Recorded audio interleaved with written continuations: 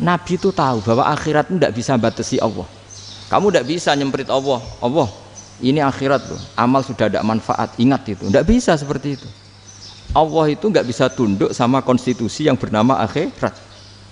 Artinya Allah meskipun di akhirat tetap duwe hak yaf'alu ma yasa atau yaf'alu ma yurid. Nggak bisa kamu terus wah ini akhirat amal ra iso dikirim wong mati, amal ra iso dikirim. Yang pangeran kok mbok atur. Makanya ada kiai mengatakan kodok qadar ora iso dirubah, itu kamu. Makanya ada seorang kiai ditanya, kodok qadar ora iso dirubah sekali dicatat selesai. Jari kiai tadi, tapi nak Allah iso.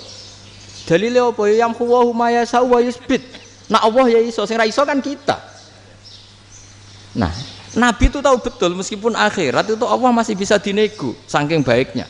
Ya Muhammad irfa' ra'sak wasal tu ta' wasatu safa. Semat sirahmu angkat. Kowe yo apa tak turuti. Terus semenjak itu Nabi minta apa? Syafaat. Karena dulu ulama itu sudut pandangnya itu ya seperti itu. Ada yang ulama suka ibadah itu sholat, ada yang milih tidur. Sampai Imam Ghazali bilang suatu saat ibadah terbaik di zaman akhir itu tidur kan. Sholat saja kalah sama tidur kan. Tapi itu loh ya, yang wajib tetap loh, terus kamu gak sholat wajib. Begini beliau mencontohkan itu. Ada orang sholat tahajud terus obsesinya itu ingin hajatnya terkabulkan. Sementara yang tidur obsesinya nikmati rahmatnya Allah, boleh tidur, bisa tidur. Kata Imam Ghazali, timbang kita tahajud terus nuntut pangeran aduk turu katanya. Mergo engko di akibat terus setan memberi bisikan, lho nyatanya kamu tahajud ya gak terkabul, berarti cerita bahwa Nabi ngendikan kalau doa tahajud mustajab enggak. Daripada ngono ki aduk turu ora tau donga Imam Ghazali. Timbang abri-abri Islam ya, timbang elek-elekin apa? Islam. Jadi ulama itu mulai dulu itu sudah berpikir. Banyak orang menjadikan tahajud, sholat malam itu media untuk hajatnya. Dan kalau nggak kesampaian ini mutung. Nyalahkan kiainya ijazah ramandi. Macam. Daripada ngono ora usah apa? Tahajud itu turu. Dan jenis kayak ini tuh banyak. Makanya ulama kayak saya itu saenake dhewe itu ya jarak. Saya sering didolani muhibbin terus bilang Gus saya doakan gini-gini saya mau nyalon bupati atau saya gini. Saya bilang gak waduh orang dongo, nak ramandi darani ulama dongane ramandi. Nak mandi kamu jadi bupati tetap nganggep karena beli. Sopo sing ora roh bupati saya gak beli. Ribet kan? Ketika mereka jadi ngunsurkan doa kamu apa karena kemarin beli? Yang beli maksudnya nggak beli nggak usah tersinggung. Jadi ribet ngadepin. Nggak artinya gini loh, doa itu jangan dipakai begitu loh. Kalau minta nasihat tak nasihati jadi bupati yang baik, gubernur yang kalau minta doa itu resikonya. Akhirnya kiai-kiai kalau diminta doa ya doa sebenarnya diisinya itu nggak doa kemenangan. Selamat. Itu nggak selamat gitu. Karena ribet. Makanya Islam itu doa itu setelah iman. Aturan iman benar baru doa. Aturan iman benar termasuk Allah itu yaf'alu ma yasha, boleh melakukan yang dikehendaki. Allah enggak boleh terdikte oleh doa kita, enggak boleh. Ya saya ulang lagi ya, mazhab Hasan Asyadzili ini khas kita. Jadi la ilaha illallah itu didahulukan sebelum istighfar. Tapi kebalikannya mazhab Imam Sanusi itu dibalik. La ilaha illallah itu kalimat yang sakral. Karena yang sakral dibutuhkan muqaddimah, yaitu yang melafadzkan harus yang sudah bersih, yang sudah steril baru melafadzkan la ilaha illallah. Maka dalam mazhab Sanusiyah istighfar dulu baru la ilaha illallah. Nah cara mazhab Abdul Hasan Asyadzili kebalikan, istighfar itu sah setelah sahnya tauhid. Kamu ikut mana tuh? Asyadzili apa Sanusiyah? Alhamdulillah sama-sama tidak paham ya sudah. Akhirnya sudah. Ya saya nggak kemana-mana kan gitu. Jadi apa ya?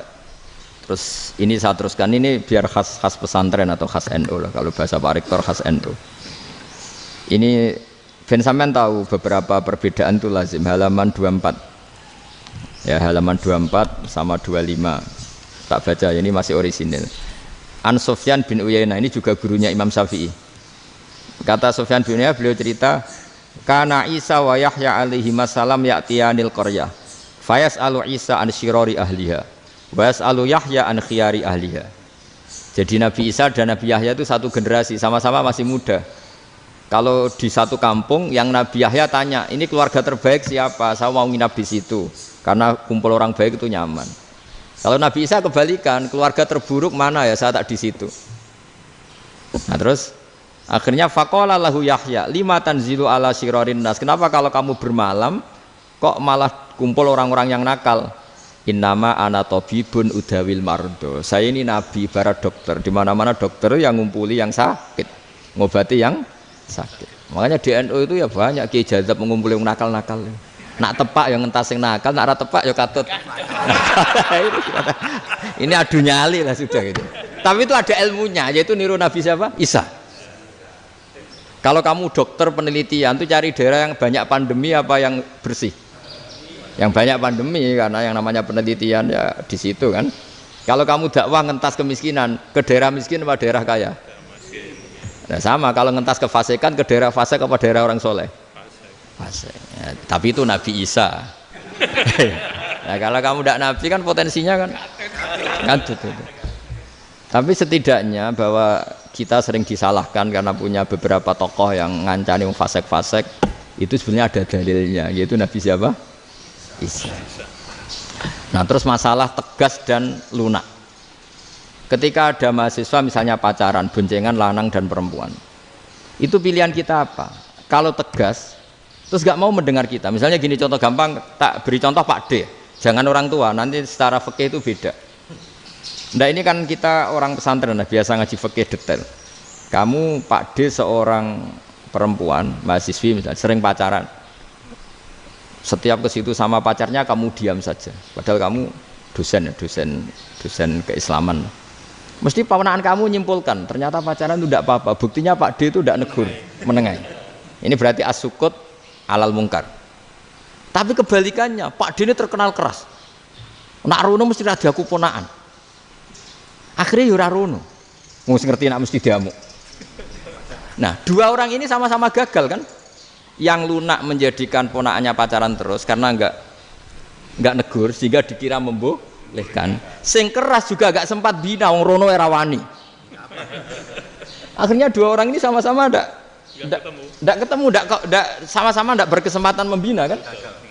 Gagal membina kan? Karena yang keras ponaannya enggak pernah situ, berarti enggak bisa bina kan? Yang lunak membiarkan berarti juga ada bina. Nah, Islam itu antara dua itu. Ya agak terlalu lunak, enggak terlalu keras. Karena kalau terlalu keras, misalnya ada kiai terlalu keras, lu masyarakat mau tanya itu gimana? Lari kan? Lu saya ini punya pengalaman pribadi. Saya ini kan kecelok orang alim. Itu kalau pernah ya saya itu berusaha ya pokoknya ya umumnya orang alim lah. Tenang, terus anteng, enggak gejlok-gejlokan. Itu enggak ada yang tanya. Saya mimpi ketemu beberapa ulama itu disalahkan. Terus umat saya kalau mau tanya itu ke siapa? Wong alim wis wibawa, meneng tambah banget wibawane. Bala Quran sering gojlok rektor macam-macam. Terus wong wanita kok, saya biasa ke pasar pandangan dicegot orang. Gus, putri saya itu sering keluar darah tapi melebihi batas haid gini-gini. Kalau badhe sowan jenengan, gak usah sowan ning kene mbek ngadeg-ngadegan. Terus tanya, yang haid berapa hari, Gus? Ya supaya rudat ilal adat sebelum dia punya penyakit istihadah itu berapa? 6 hari ya sudah, kembali 6 hari lainnya mustahadah, tetap sholat, tetap normal. Tapi kalau saya wibawa, moro pasar gue tasbih seduwilu. Iku mesti wong salaman njaluk donga yakin. Tapi baru kayak rada uraan ketemu wong-wong, dol pening ndi? Mak pening ndi? Gus beneran Gus ketemu jenengan kula wingi badhe tuwa kok. Akhirnya tanya. Dadi uraanku iku amdan.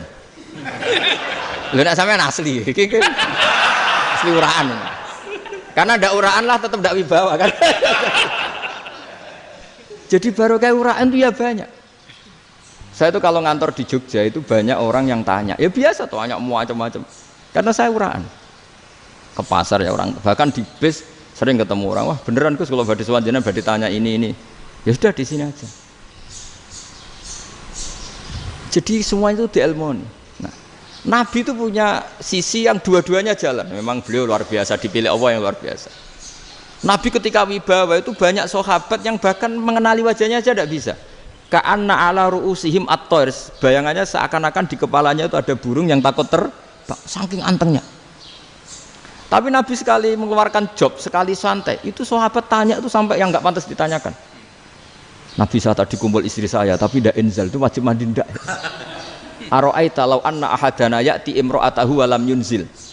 Itu ya ditanyakan. Nabi pun kumpul ya betul saged inzal sepundi. Guys betul lagi. Terus ya ada yang tanya macam-macam. Ya saking ada sahabat dipanggil Nabi tambah lari, dipanggil lagi tambah lari. Panjenengan nyeluk, oh pas kula kumpul bojo kula.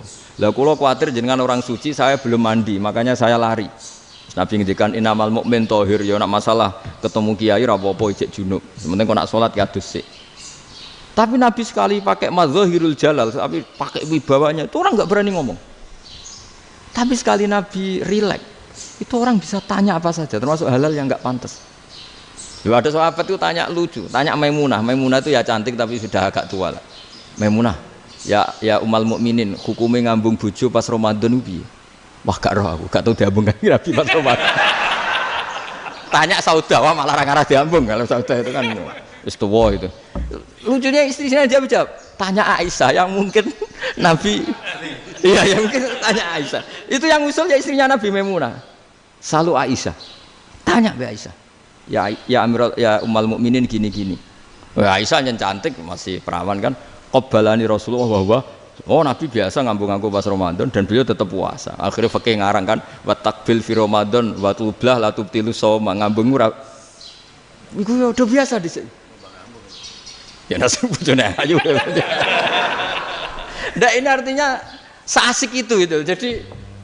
Jadi garwane Nabi sing ngrasa rodok tuwa. Wah, aku ora tahu. Kok Aisyah. Serilek itu dulu itu. Maksudnya orang Islam pertentangan itu. Maksudnya ini ya balik semua ini bedanya orang pesantren sama orang kampus. Kalau orang kampus mau cerita agama itu rahmatan lil alamin, tapi nyontokno rileke ora iso.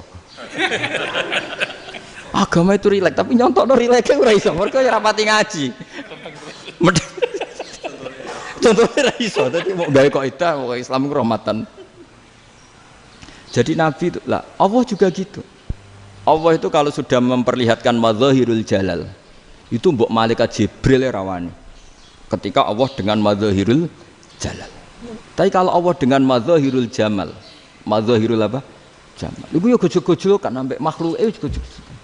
Yo buli-bulian cara sakniki. Ya sampean delok ning hadis syafaat itu, akhiru man dakhalal jannah atau akhiru man kharaja minan nar, itu di beberapa judul. Ada seorang rojul yang ahli neraka ya, dintas mbek pangeran terus didudono swarga. Gusti, swarga sengiler tok ora wong wayu roh wis ngiler tok ngerjaluk Gusti mosok roh tok ora oleh mlebu jarimu asal mlebu metu kon neraka ora jaluk-jaluk meneh sumpah lho ya gak jaluk apa-apa meneh mboten Gusti sekali saya keluar dari neraka ndak akan minta apa-apa lagi wis wallahi la as'alu ghairaha mesti ghaira khoslah ghaira tilkal khoslah ya niku pokoke selain keluar dari neraka saya ndak akan minta lagi didono swarga wong do kelon seruwibet kan sing bojone elek kan dendam dadi ning swarga iku. Swarga iku wis macam-macam. Gusti mosok roh tok ora oleh mlebu. Jarine janji ra njaluk meneh. Akhire ya wis didelokno neraka. Jadi pangeran jawabe gampang didelokno neraka. Roh neraka begitu menyakitkan, begitu ngeri. Sudah Gusti saya ndak minta surga, sementing enggak masuk neraka. Rabbana srif anna adzab jahannam. Setelah lama itu diadepno swarga njuk mlebu swarga, terus diadepno neraka. Akhirnya ya sudah saiki mlebu swarga gak apa-apa. Iku jawabe lucu. Atas taziu jenengan ngenyek kula. Wong karwan ra ahli swarga kok mlebu swarga. Terus akhirnya mlebu swarga. Kan mlebu swarga tamanna, sangen-angen sing mbok jaluk apa? Barang angen-angen yang indah-indah, laka wa asratu amsal. Ya siku tak turuti wa asratu amsalih lan lipatan ke-10. Jawabe wong lanang ya lucu. Atas taziu bi wa anta rabbul alamin. Jenengan pangeran kok ngenyekan. Maksudnya wis karwan aku ora pantes. Terus dari pangeran la astazi'u bika walakinni alama asya'u qadir. Aku gak ngenyek kowe, pancen aku pangeran. Nuruti kowe iku iso. Jadi Allah sendiri ketika dengan madzahirul jamal itu malaikat ya ono sing wani bantah. Masyhur itu kan malaikat sing bantah pangeran ataj alufiya mayufsidu fiya wasfikut. Karena Allah dengan madzahirul jamal. Sing paling masyhur Nabi Musa. Nabi Musa itu ketika Nabi Mi'raj. Nabi Mi'raj itu beliau kira-kira di langit keempat lah yang masyhur atau kelima. Ngelangkai. Nabi Musa nangis, ya Rabbi ini apa-apaan? Orang sing ja'a ba'di kemudian melangkai makom saya ini apa-apaan? Dan Nabi Muhammad kan apapun hebatnya kan junior. Kok melangkai makom saya ini apa-apaan? Enggak fair. Sampai Nabi Muhammad itu tanya gini sama Jibril. Reaksi Allah gimana ketika melihat Musa seperti itu? Jawab malaikat Jibril lucu. Ya rohidatahu, Allah sapal gayane Musa. Biar. Jadi lucu. Ya dibiarin aja sama Allah. Tapi yang jenenge Nabi Musa itu kekasihnya Allah, tetap berkah bagi kita. Betul. Ketika setelah Mi'raj diwajibkan sholat 50, gentena Nabi Musa kelihatan nabinya. Sebenarnya Nabi Musa itu sebetulnya loh, gak nguntungkan kita sebetulnya. Tapi yang nguntungkan, sebenarnya tidak niat nguntungkan kita, tapi nguntungkan. Nabi Ibrahim kan di langit ke-6, keren lah. Konti jong ketemu Allah ngeten-ngeten kan sholat 50. Karena Nabi Ibrahim terkenal Nabi baik, tidak bantah. Bareng Nabi Musa. Kenapa diceluk pangeran? Kula kan salat ping 50. Inna ummataka la tutiku dalik. Wah, gak kuat umat. Serai-rai gak umatmu ora ngarah kuat 50 rokaat. Tapi sebenarnya Nabi Musa itu niatnya bukan membela kita. Fa inna ummati la umatku sing gagah-gagah ra iso meneh umat. Berarti sebetulnya ya itu masih pakai gengsinya gitu. Wes ngono-ngono lah sementing kita untung. Sebetulnya dia itu gak terima wong umat saya aja yang lebih kuat. Gak kuat apalagi umatmu. Lah terus sebutin irji ila rabbika fas'alhu takhfif. Itu berarti Allah dengan madzahirul jamal. Sudahlah, datang ke Allah minta keringanan. Allah itu baik. Minta, ambek Allah diringanan mau 5 tok. Jadi cek 45. Balik ke Nabi Musa, piro 45. Cek ra kuat umat. Wong umatku ra kuat dadi sebenarnya dia bilang umatku ra kuat. Lho cara Nabi Muhammad model wong Malang, yo beda umatku mbek umatmu. Ribet kan? Beda. Lho Nabi Muhammad kan tidak seperti itu kan? Tidak punya akhlak Malang kan? Akhlak. Maksudnya akhlaknya mujur itu loh, akhlak yang baik gitu loh. Ya akhlak yang mujur, bukan yang Malang gitu. Jadi Nabi ya manut. Tinggal 40 kan, dikurangi lagi 35 sampai 9 kali kan, masyhur itu. Ya kan kalau dikurangi 55 kan berarti turun naik kan 9 kali. Lalu itu setelah 5 itu Nabi Musa aja usul, masih ragu.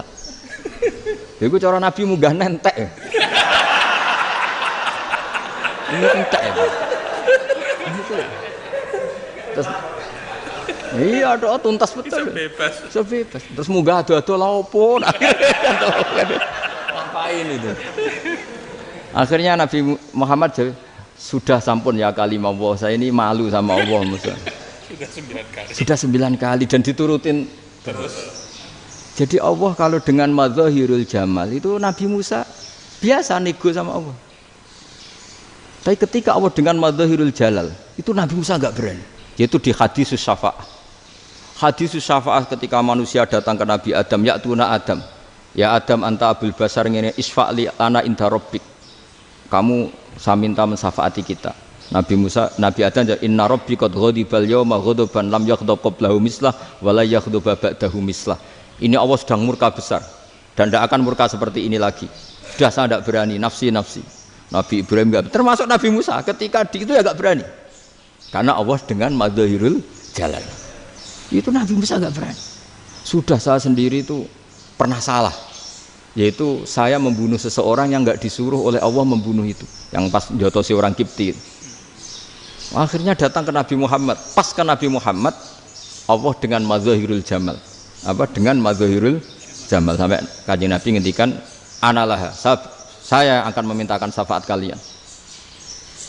Terus fa ahmadu rabbi bima hamida allamaniha rabbi.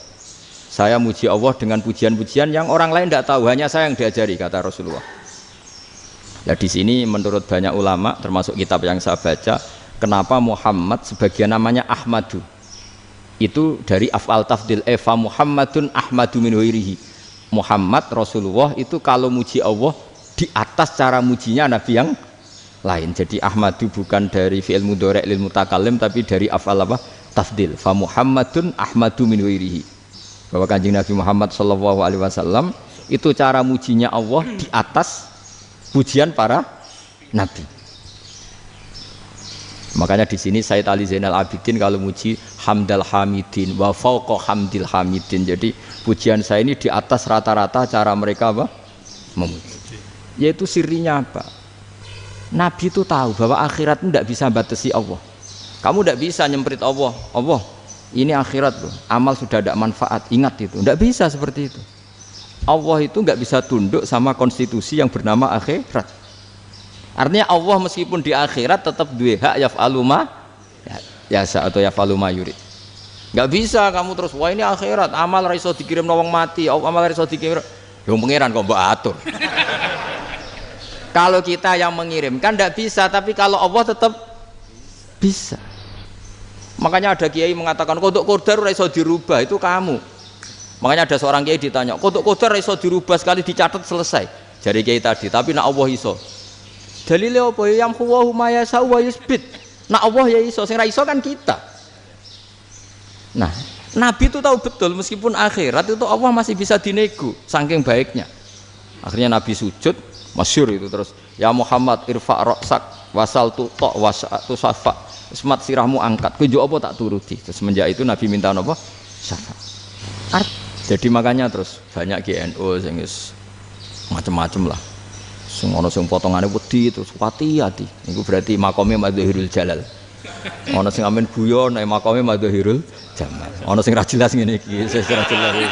Nak guyu buanter kok nangis yo buanter. Jebule urusan utang. Lah ini sudah yang udah. Jadi makanya yang rileks saja. Sebenarnya agama ini santai, rileks karena agama ini harus bifarohin wasururin. Enggak boleh agama ini dibawa dengan kekerasan, dengan antisosial. Karena agama ini harus kul bi fadlillah bi rahmati fa bidzalika falyafrahu, harus senang, harus rileks. Makanya saya jadi kiai itu senang takutnya gini. Sekali saya tidak senang jadi presiden buruk. Ternyata jadi wong alim ra enak, itu contohnya. Sampean merengut terus uripe susah, nanti orang tidak berani jadi orang alim. Makanya saya buktikan bahwa saya lebih bahagia dibanding rektor. Nanti orang ingin jadi rektor semua, nggak ingin jadi orang alim. Iya, makanya ini kan bentuk kearifan lah. Jenengan ngakui fungsi kiai kayak saya itu bentuk kearifan. Saya juga ngakui jenengan ini butuh kearifan. Saya sering didolani KUA itu. Itu rata-rata ya didikan kiai. Kompilasi hukum Islam itu banyak ya, janda cantik. Contohnya harus cantik, kalau jelek nggak mungkin terjadi kan. Ada janda cantik kebetulan suka kawin tapi takut zina. Saya ulang lagi, suka kawin tapi takut. Itu seringnya gitu Pak Rektor. Jadi dia kawin bosen, bilang ke KUA, Pak saya sekarang mau nikah sama ini. Loh, tapi kamu mau punya suami. Ya tapi kan nggak tercatat Pak. Itu KUA-nya rata-rata itu nggak berani. Meskipun nggak tercatat, karena secara fikih meskipun nggak tercatat tetap dia seorang perempuan yang bersuami, maka nggak boleh nikah sama orang lain. Tapi secara hukum santri nggak bisa dong menikahkan perempuan sing dzati zaujin yang punya suami. Jadi ini barokahnya kerjasama yang baik. Jadi di masyarakat itu tertanam didikan kiai nggak boleh nikahkan perempuan yang bersuami. Tapi di KUA ngikuti hukum formal. Dan di Indonesia itu KUA itu rata-rata konsultasinya ya sama kiai, sehingga ya nggak berani akhirnya meskipun aku wedi mlebu neraka mbak gak iso. Dan itu buahnya. Seorang lagi ya, makanya ini kan pesantren itu nggak boleh mati. Orang kiai-kiai kayak saya nggak jelas-jelas itu harus lebih jelas lagi. Karena ini yang on time, yang online, yang siapa saja bisa tanya. Saya itu SMS saya itu nggak punya HP WA. HP jadul itu SMS-nya tiap hari tak berapa, orang yang tanya dari Kalimantan, dari Aceh. Gus di kampung saya ada masjid 2 itu yang sama, ada yang dari orang perkotaan, Gus di perumahan baru ada masjid, yang Jumatan baru orang 12, sah enggak? Ya langsung saya jawab, sah. Dalilnya ini. Ya sudah, nah, tapi kata Imam Syafi'i gini harus orang 40, itu madzhab Syafi'i, dalam madzhab yang lain gini-gini. Itu kalau tanya rektor itu kan ribet. Masuk ajudan dulu, asisten dulu, panjang.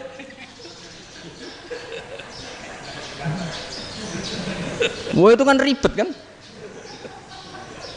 Manggil dosen dekan VAI dipanggil, dekan VAI nggak mau langsung jawab, cari dosen yang nekuni itu. Usul fikih saya nekuni itu baru seminar, nunggu dulu mbak ini orangnya baru. Panjang kan? Bisa tutup Islam kalau kesuwen. Coba kalau tanya kiai kan enggak ketemu di jalan. Dulu Mbah Zubair kata Mbah Mun, saya termasuk santri yang diapresiasi Mbah Mun. Dhisik Mbah Zubair ya ngono, anak nong takok wis sowan gak oleh. Gak takok ning kene ae. Jangan biasa ditanya orang ngadeg-adegan. Ya alhamdulillah ilmunya cukup, kalau gak cukup ya kok sik.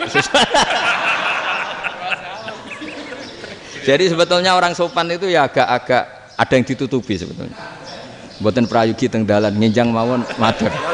Ya sebetulnya ya sebenarnya memang ilmunya agak cukup gitu. Tapi itu sebenarnya secara fikih itu haram, menunda itu haram. Ya haram tuh, coba bayangkan ya, kalau tanyanya sekarang, Gus saya ini sudah keluar darah 1 bulan penuh, padahal normalnya hanya 6 hari. Saya nanti sholat enggak? Kalau nginjang mawon dugi kula, berarti kan hari ini belum ada keputusan. Sholat apa enggak kan? Tapi karena modus tadi, boten prayogi nggih ngendikan ngoten teng dalan nginjang tengen kula. Itu kemungkinannya 2, sopan atau goblok itu saja. Kayaknya kalau sopan enggak lah. Kayaknya enggak lah kata. Karena secara fikih itu jelas haram. Bagaimana mungkin sesuatu yang harus dipraktekkan nanti zuhur dijawab besok, berarti zuhur, asar sampai subuh belum ada jawaban, berarti nggak ada sholat kan? Makanya dibutuhkan orang-orang alim yang kultural seperti ini, dan NU menghormati kultural. Tapi Mbah Mun juga sangat menghormati Islam formal, karena tadi produk-produk formal itu bisa dilembagakan oleh negara, dan itu kita ikut untung. Makanya Mbah Mun itu kalau punya tamu KUA, punya tamu polisi sampai pejabat itu. Kenapa saya contohkan KUA? Supaya jangan kira seperti pendapat orang-orang hasud, wah mesti aja disolani presiden seneng, menteri seneng. Enggak juga, sebenarnya semua kiai itu mulai KUA sampai polisi, polsek, polres itu seneng semua, karena sama-sama diajak mengawal bangsa ini, diajak mengayomi semua masyarakat. Tapi kadang-kadang masyarakat ngeritiknya, jenenge kiai disolani menteri ya seneng, presiden, padahal yang sowan kiai itu ya mulai KUA, kapolsek, kepala desa, RT, mudin. Itu mudin kalau tanya ya lucu-lucu. Gus kalau nate nyembelih pitik kemanian, pitik gue gede man. Akhirnya Gus ngerti nak kemanian langsung tak sebelah benda itu terusannya gue sah tau. Itu ribet. Ya tak jawab, lah pitik masih gue jek urip tau orang. Terus urip Gus, wes sah tau madzhab Malik kerja urip. Karena itu ada perdebatan antara madzhab Malik dan madzhab Syafi'i. Nah cara Imam Syafi'i itu agak ketat. Hewan yang punya kehidupan sudah muttoribah, misalnya ayam jago, contohnya harus jago, karena kalau ayam kecil diikhlaskan haram. Jadi yang cilik wae kan gitu. Fikih itu ya, fikihnya orang Indonesia itu pecundang. Kalau ayam kecil nggak ditanyakan, mate ra wis. Kalau jago ditabrak truk kejet. Andai kan nggak disembelih pun mesti mati. Itu cara madzhab Syafi'i itu haram. Karena penyembelihan ini tidak menjadi penyebab kematian, tapi memang karena kecelakaan tadi. Tapi cara madzhab Imam Malik enggak. Andai kan enggak disembelih, matinya kan 2 menit lagi atau 1 menit lagi. Andai kan enggak disembelih, berarti mati sekarang itu bawaan pisau apa bawaan kecelakaan? Ya sudah halal gitu caranya. Nah akhirnya ya saya bilang ya sudahlah, kita semuanya mati. Jadi cara debat, cara Imam Syafi'i enggak, cara berpikir itu sudah tidak kehidupan yang normal, yang dimana-mana penyembelihan itu mematikan yang hidup normal. Jadi agak ketat. Sehingga dalam contoh kemanian, kalau dalam bahasa Jawa nyembelih agak sempurna terus pesonya jatuh atau apa itu, kalau pakai madzhab Syafi'i agak kesulitan. Jadi kalau madzhab Malik asal diselesaikan secara fauron, dan juga sebagian madzhab Syafi'i itu halal. Nah orang mesti tanya gitu, Gus, wedhusku tabrak truk, man Gus kejet. Tapi nak pitik cilik ra ditakokno.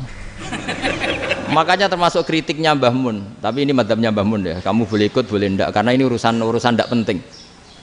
Dewe wong-wong lucu, nak ditakoki yuyu muni haram mergo amfibi. Yuyu ngerti ya, Man? Yuyu nggih. Tapi nak ditakoki kepiting muni halal. Mergo nak yuyu haram gak eman, nak kepiting eman.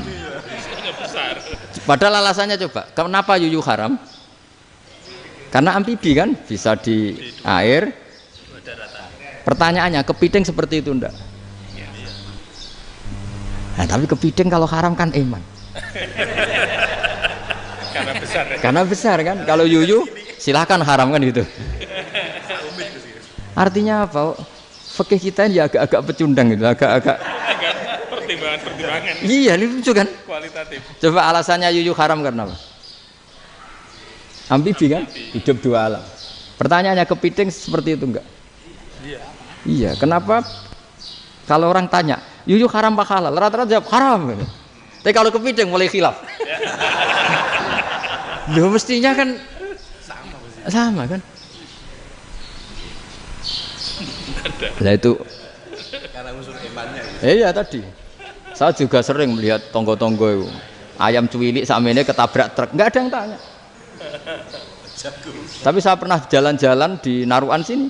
Ono jago ketabrak, sing duwe langsung marani kula pas saya naik motor. Gus ini halal apa haram?